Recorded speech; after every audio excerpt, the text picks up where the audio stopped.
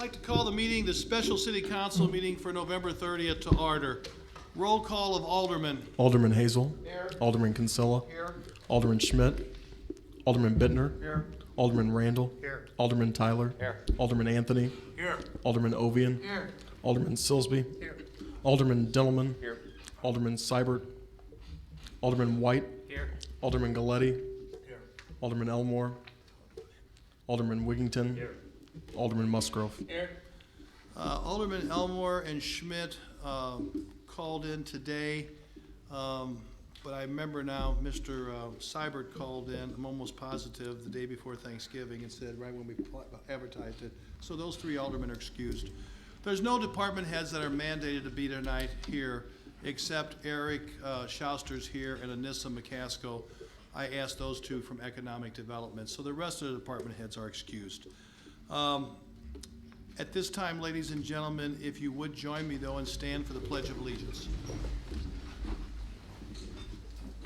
I pledge allegiance to the flag of the United States of America and to the republic for which it stands, one nation, under God, indivisible, with liberty and justice for all.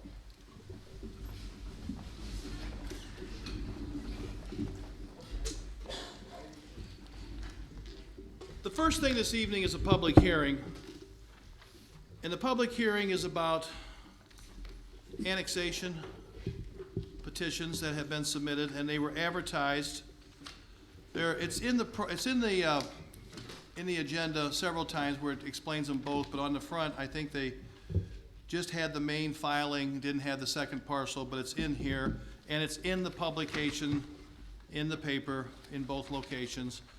The first one that was advertised is Frank Scott Parkway, 07-25.0-200-022, and the second parcel is 08-3.0-100.008. They're both Frank Scott Parkway West, and both of these areas are being proposed tonight at this first phase here of the public hearing. If anyone would like to comment or have comment or question during the public hearing, it's open now to the public. After we ask the public, I will then open it up to the aldermen. I believe, why don't we do this? Todd, just tell me if I'm correct. The first parcel, the Kruger property, is approximately 25 acres. That's the first parcel, and the second parcel that you have is approximately 50 acres. That is also correct. Okay, so we're tonight then considering approval as we move forward after the public hearing in this meeting to annex right at 75 acres of property that has been in the unincorporated portion of St. Clair County for all these years and is seeking permission to come into the city at this time for the said development that was talked about at the Economic Development meeting recently. Are there any people, any persons who would like to comment or have anything to say about tonight? Yes, ma'am. 2 negative, Lillian Schneider. All sewer and trash bills paid, no 6 water shut-off notices. I think the department heads should be here because if the aldermen have questions for this, it pertains to them to be able to answer this. But my comments are, yes, this pertains to what will be voted on tonight. The city can't take care of what we have now, especially all the crime, and you want to make the city bigger? Let's refer to all the car break-ins in the last week on the East End, starting at Virginia, Michigan, Lucinda, any street in between. You need the citizens' help, but couldn't let everyone know by using code red in a situation like this. Why wasn't it used to let the citizens know to be on extra precaution? Let citizens know what's going on in these neighborhoods. There's no communication from the city. It's because you don't want the public to know how bad crime is in Belleville, and you want to make the city bigger by giving away extra tax dollars, by rebating property taxes, and any other incentives. It's the good people that been here carrying this city. Think before you aldermen vote tonight, because this city is spending more money and giving away more than what you can really afford, and it's gonna go bankrupt. Is there anyone else who'd like to comment? This is on the annexation. This is on the annexation only. Yes, sir. Alex McHugh, 10503 West Main Street. I can very well see how some affluent folks would want to live in Belleville. The West End is a great place to live, shameless plug. I can also see, however, how sometimes commercial and residential zoning don't go hand in hand very well, and those same folks might not want a Cabela's next door to them, for example, or a cinema or a fast food restaurant. During the fight to advance the Shrine Development Project, there was a lot of great rhetoric about seeing the Route 15 corridor develop into something like Route 50 in Fairview Heights. I wanted to respectfully know if we've taken the appropriate steps to make sure that that vision remains intact with respect to this development. With residential and the commercial zoning butt heads with each other there, or will we be able to develop that corridor as we'd like to see it develop? Can anybody speak to that, or? Anissa, you want to speak to her, or Eric, either one of you? Either or both of us. In this particular instance, as far as conflict, you're not going to see a development like a Cabela's because we're not requesting, and if you read through the annexation documents, the request is not for a heavy commercial or an intensive industrial type of use that might conflict with residential. It's asking for a C1 specifically like commercial, so doctor's offices, tax offices, accountancies, that type of thing. Typically, those type of uses would be closed at 5 o'clock. Nothing even as far as the heavy medical uses that might be open to 8 or 9 o'clock, not even urgent care, more something that would close when people are coming home, so then you wouldn't have the conflict of having businesses open when people are home with the traffic coming back and forth. And I think a question I would raise, and this while you're there, is in regards to our comprehensive plan, this development in that corridor there. It does fit with that, yes. Okay, we did look at that. Yes. Eric, anything else you want to add? I just wanted to discuss any possible incentives.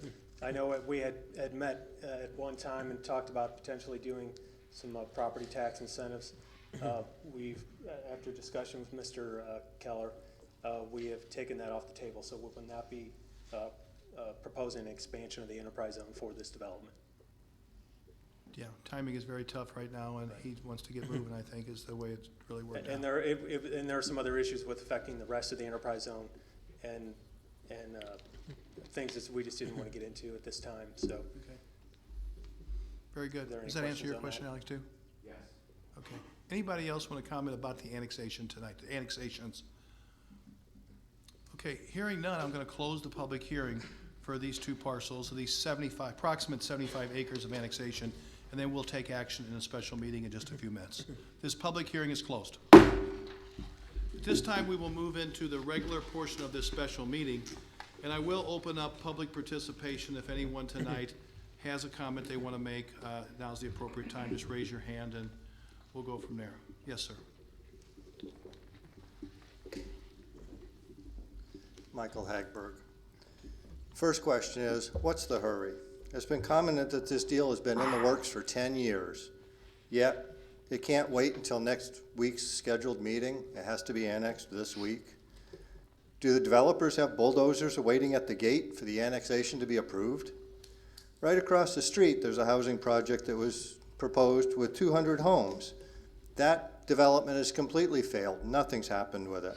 How much did the city invest in that project with time and effort and work to see that it was all set up for nothing to happen? The same with this. We've spent many hours setting up time and having meetings for an agreement with no assurance that it's going to be moving forward. Before the taxpayers fund a $500,000 sewer project, there should be some form of guarantee that this project will be developed over the next 5 years. How about a business agreement where if 2/3 of the proposed homes are not constructed within 5 years, a surety bond will reimburse the taxpayers for the cost of the sewer system? We need some guarantees before we just continue to run out and spend more money on more dreams that just don't seem to happen. We've seen it over and over and over again in this city. Yes, the dreams are good. Yes, everybody wants it. Yes, everybody is in support of it. I myself would say it'd be good if it happens, but how much effort do we put in without any guarantee later that the taxpayers aren't going to be the ones footing the bill for another failed project? Thank you. Is there anyone else? Yes, sir? Rick Brown, 125 Lucille Lane, Shiloh. I guess everybody can understand why I was pretty ticked off at the last meeting. I think any of you would be ticked off too. But I wanted to bring some specifics in here about search warrants and about city ordinance. Under 381467, which covers inspections of industrial and commercial property, it says search warrants. If the director has been refused access to a building, structure, or property, or any part thereof, and if the director has demonstrated probable cause to believe that there may be a violation of the code or there needs to be an inspection as part of to inspect as part of a routine inspection program of the city designed to verify compliance with this code or permit any order issued thereunder or to protect the overall public health, safety, welfare, and morals of the communities, then upon application by the city attorney, the municipal court judge of the city, which we don't have, of Belleville, shall issue a warrant and/or seizure warrant describing herein the specific location subject to the warrant. And the warrant shall specify what, if anything, shall be searched or seized. And if this applies to commercial and industrial property, the Fourth Amendment was mainly designed to protect private citizens' property. So I'm sure it's in effect there. Now, under your property maintenance code, the ICC 2006 Property Maintenance Code, under right of entry, and I believe I explained to you that at the last meeting that you use a 1964 ordinance that's 51 years old and is outdated. 104.4, right of entry. The code official is authorized to enter the structure or premises. Premises is described as a lot, plat, or parcel of land. That's the ground. And or premises at reasonable times to inspect or to subject to constitutional restrictions on unreasonable searches and seizures. If entry is refused and not obtained, the code official is authorized to pursue recourse as provided by law. Law is in the code. This section establishes the right of code official to enter the premises in order to make inspections required under 104.3. The right to enter structures or premises, which is land, is limited. First, to protect the right of privacy, the owner or occupant must grant the code official the code official permission before an inspection is done of the property or conducted. Permission is not required for inspections that can be accomplished from within the public right-of-way. That is the street, gentlemen. And second, such access may be denied by the owner or occupant unless the inspector has reasonable cause to believe that a violation of the code exists, and it doesn't mean a tip from Mr. or Mrs. Anonymous.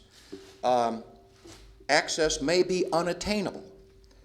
Third, the code official must present proper identification and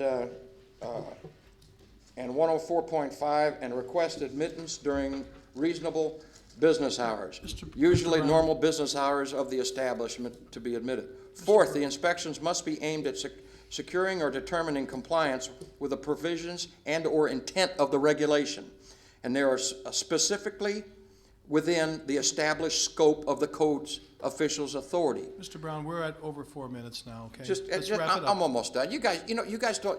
Okay, wrap it up, please. I will. Searches of a private residence to gather information for the purpose of enforcing codes, ordinances, or regulations are considered unreasonable and are protected by the Fourth Amendment of the United States Constitution. Reasonable cause as distinguished from probable cause. Now, it's probable cause under your other ordinance, and you haven't established reasonable cause, so it's probable cause. And which is must be distinguished from probable cause, which is required to gain access to property for criminal cases. The burden of proof for establishing a reasonable cause may vary among jurisdictions. Usually an inspector must show that the property is subject to inspection under the provisions of the code. My particular instance, there's nothing in the code about how much you can and what you can put under your carport. I can park a car there, I can park a lawnmower there. Mr. Brown? And I can have other stuff. You're at And I was approximately 5 written a minutes. ticket for I gotta this. ask you to sit down, okay? Okay, but just Okay. understand where this is going. If it's not, you know, you guys want to make a federal case out of this saying, hey, fine, we can do that. Okay. It didn't work with the Diane Rogie thing, Thank cost you 30 Th- grand. Thank you, Mr. Brown. Is there anyone else this evening? Hearing none, I will close public participation. We will move into the regular portion of the meeting. We do have on here, they put on here the minutes. I'd ask for a motion to approve the council minutes, meeting minutes from November 16th. Do I hear a motion to accept and file? Motion by Alderman Silsby. Do I hear a second? Second by Alderman Diddleman. Do I hear any discussion? All in favor of accepting those minutes and filing, signify by saying aye. Aye. Opposed? Motion carries. They did have ask for a motion to approve payroll for the week ending November 27, 2015, in the amount of $809,489.42. Do I hear a motion? Motion by Alderman Silsby. Do I hear a second? Second again by Raffy Ovia. Any discussion on the payroll? Roll call. Hazel. Kinsella. Bittner. Randall. Tyler. Anthony. Ovian. Silsby. Dentelman. White. Galletti. Wigington. Musgrove. Motion carries. At this time, we go to oral reports, and we go to economic development. There's 3 motions.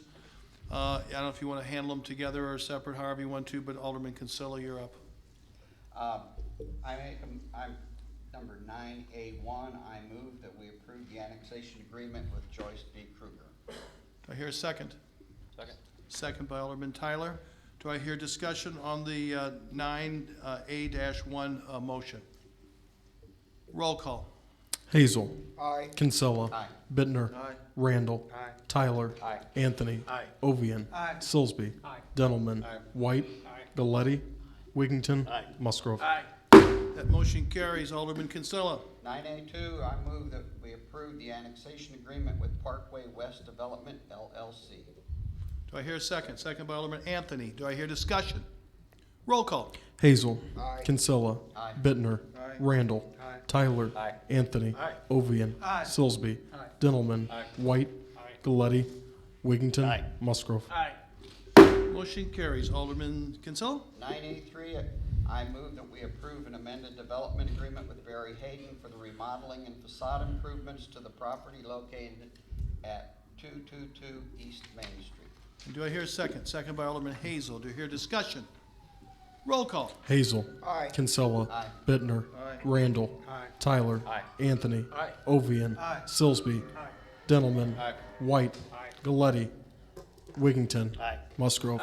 Motion's carried. Ladies and gentlemen, I would ask that we would read the following titles by title, ordinances by title only. And since we had unanimous votes on all the motions from economic development, is there a problem if we read those 4 ordinances together? I'd ask for a motion to read by title only and as a group, ordinance 7905, 7906, 7907, and 7908. Motion by Alderman Silsby, second by Alderman Kinsella. Any discussion on those ordinances at this time? Roll call. Hazel. Kinsella. Bittner. Randall. Tyler. Anthony. Ovian. Silsby. Dentelman. White. Galletti. Wigington. Musgrove. Ordinances all passed. I don't have any unfinished business, and I don't have any miscellaneous new Point of business. order. Yes. I think you asked what Alderman Silsby and I moved, if I remember correctly, was to Oh, have to- them read. Okay, I apologize. You are 100% right. I mean, we That did a was to roll read call by on it. title, let's go back. That was a roll call vote, and we did the roll call vote on reading them by title only. We should now go ahead and read them, and then go ahead and do it Sounds by, been a long day. Been at the hospital a long time today. 10A, Ordinance 7905 of 2015, ordinance annexing certain territory to the city of Belleville with Joyce B. Kruger. Thank 10B, Ordinance 7906 of 2015, an ordinance annexing certain territory to the city of Belleville, Parkway West. 10C, Ordinance 7907 of 2015, an ordinance authorizing the execution of an annexation agreement with Joyce B. Kruger. 10D, Ordinance 7908 of 2015, an ordinance authorizing the execution of an annexation agreement with Parkway West Development. Do I hear a motion to approve these? Motion to approve. Motion by Alderman Silsby, second. Second by Alderman Wigington. Any discussions now? The first motion was to read by title only, which we just did. I apologize for that. mental slip here. Thank you, Alderman Kinsella. If there's no further discussion, I'd ask for a roll call vote on approving these 4 ordinances. Hazel. Kinsella. Bittner. Randall. Tyler. Anthony. Ovian. Silsby. Dentelman. White. Galletti. Wigington. Musgrove. And all 4 of them do pass again, but properly. Thank you for that. I don't have any unfinished business, and I don't have any miscellaneous or new business on this special meeting. We were going to go into executive session originally because Garrett had something, but Garrett couldn't be here at the last minute and told me today, this morning, that he will share it with us and have a discussion with the council on the 7th at our next meeting, just a few days from now. I just want to answer, this was originally going to be at the last meeting, but as, we all do sometimes, there was a little bit of a slippage as far as the advertisement and the correlation of things properly. So we had to re-advertise, okay? And the letters to taxing bodies, we had a little slip up and we corrected it, so we had to do this. Because the developer is, and we're trying to be business friendly, as everybody in this room has encouraged us over the years to be pro-business. He had asked that we would consider tonight's meeting, and I want to say thank you to all of you for making a special attempt, because he is working with some people to lock in, and a week does make a difference when some of them are pretty anxious right now. So I appreciate you doing that, and that's why we did come forward tonight and try to be helpful in a positive business way. If there's nothing else, I'd ask for a motion to adjourn. Motion by Roger Wigington, second by Alderman Dittelman. All in favor of adjournment signify by saying aye. Aye. Opposed? Motion carries.